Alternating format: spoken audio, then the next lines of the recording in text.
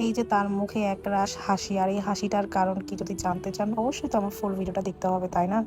আসসালামু আলাইকুম everyone, welcome to my another new blog. আজকের ব্লগে থাকবে আমার বেস্ট ফ্রেন্ডের জন্মদিনে কি করলাম, কই গেলাম, কি গিফট দিলাম আর কি খাইলাম। বলতে পারেন সে আমার ভাই, বন্ধু, এভরিথিং সব। এক কথায় বলা যায় সে খুব কাছের একজন, যাকে সবসময় পাশে পাওয়া যায় বিপদে আপদে সবসময়। আমার হাতে চুড়িগুলো অনেক সুন্দর, তাই না? আর এই চুড়িগুলো কিন্তু আমি নিজেই তৈরি করছি আমার জামার সাথে ম্যাচিং করে। আমি খুব সিম্পল ভাবে রেডি হয়ে আমার ভাইকে নিয়ে সোজা চলে গেলাম তার বার্থডে সেলিব্রেশন করার জন্য। ফার্স্টে যে গিফটটা খুললো সেটা আমার এক ফ্রেন্ড ওকে গিফট করছে, আর আমার ফ্রেন্ডের দেওয়া পারফিউমটাও সে অনেক পছন্দ করছে। আসলে ঘ্রাণটা অনেক সুন্দর ছিল। পরে যে গিফটগুলো খুলতেছে মুখে হাসি নিয়ে, এই গিফটগুলো আমি তাকে করছি। তার হাসি দেখেই বুঝতে পারতেছেন সে কতটা খুশি হয়েছে। আমি ভাবছিলাম তার হয়তো পছন্দ হবে না, বাট এতটা যে পছন্দ হয়েছে আমি কখনো ভাবতে পারিনি। তার পছন্দের জিনিস সিগারেট, যেটা না দিলেই চলে না। এরপর তার জন্য একটা রিংও কিনছিলাম আমার সাধ্যের মধ্যে। সে আমাকে বলতেছে রিংটা যেহেতু তুই কিনছিস তুই পরাই দে। গোল্ড দেওয়ার মতন এখন এবিলিটি হয়নি আমার। ইনশাল্লাহ যেদিন গোল্ড দেওয়ার মতন সামর্থ্য হবে সেদিন গোল্ডের কিছু একটা গিফট করবো তোকে।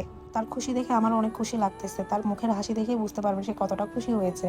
আর এটাই স্বাভাবিক, বার্থডে বয় বার্থডের দিন তো হাসি খুশিই থাকবে। তুই যে আলামিন এই অল্পতেই এতটা খুশি হোস, তোর সাথে এই 5 বছরের না মিশলে কখনোই জানতে পারতাম না তুই মানুষটা আসলে কতটা ভালো।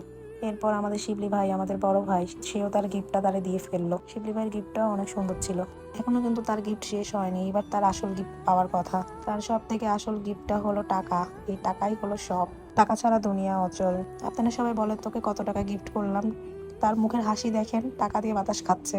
যাই হোক, আমাদের সবাইকে বার্থডে ট্রিট দেওয়ার জন্য সে আমাদেরকে সেই আবার নহাটা নিয়ে গেল সেই ফয়সাল মামার কালাভুনা খেতে।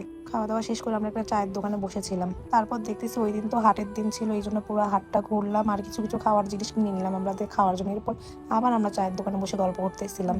আমি বসে থেকে সবাইকে জ্ঞান দিচ্ছিলাম। নহাটা থেকে আমরা সোজা ভদ্রা পার্কে যাই। ভদ্রা পার্কটা অনেকদিন আগে ওপেনিং হয়েছে, কিন্তু আমরা এখন পর্যন্ত যাইনি বলে আমরা সেদিন ভদ্রা পার্কে যাই। পার্কে গিয়ে আমাদের সাথে এক মজার এক ঘটনা ঘটে, যেটা কখনোই ভোলার মতন না। ভদ্রা পার্কটা মোটামুটি অনেক সুন্দর। তারা সবাই নৌকাতে উঠে, আমি আর আমার বান্ধবী বসেছিলাম, তাদেরকে দেখতেছিলাম।